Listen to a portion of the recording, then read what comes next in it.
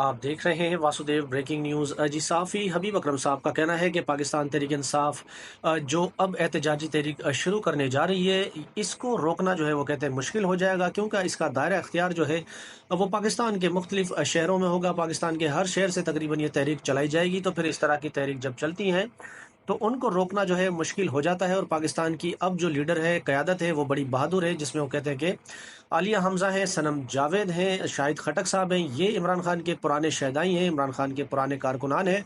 और ये बात करने पर डट जाते हैं तो फिर वो करके रहते हैं। फिर उसके बाद उन्होंने राना सनाउल्लाह साहब ने जो एक तड़ी लगाई है कि कासिम और सुलेमान जो इमरान खान साहब के बेटे हैं, पाकिस्तान आने का उन्होंने कहा कि इमरान खान की रिहाई के हवाले से या जो एहतजाज वो करने जा रहे हैं उसमें वो हिस्सा लेंगे।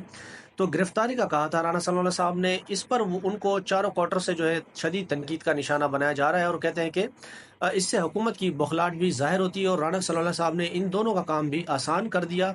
और इससे पाकिस्तान में ये ज़ाहिर होता है कि कोई जमहूरियत नहीं है। और इमरान खान के ऊपर जो केसेस हैं वो सिर्फ सियासी नौयत के हैं। अगर उनको गिरफ्तार कर लिया जाता है, जब वो आएंगे इमरान खान साहब के बेटे, तो जब ये गिरफ्तार हो जाएंगे, गिरफ्तारी के बाद जो पोजीशन होगी, जो सूरत हाल पैदा होगी, वो हुकूमत के लिए उसका सामना करना जो है वो मुश्किल हो जाएगा। ऐसा कहना है हबीब अकरम साहब का। उसके अलावा इरफान सिद्दीकी साहब जो सेनेटर हैं, मियां नवाज शरीफ साहब के दस्तराज हैं, उनके एडवाइज़र भी हैं।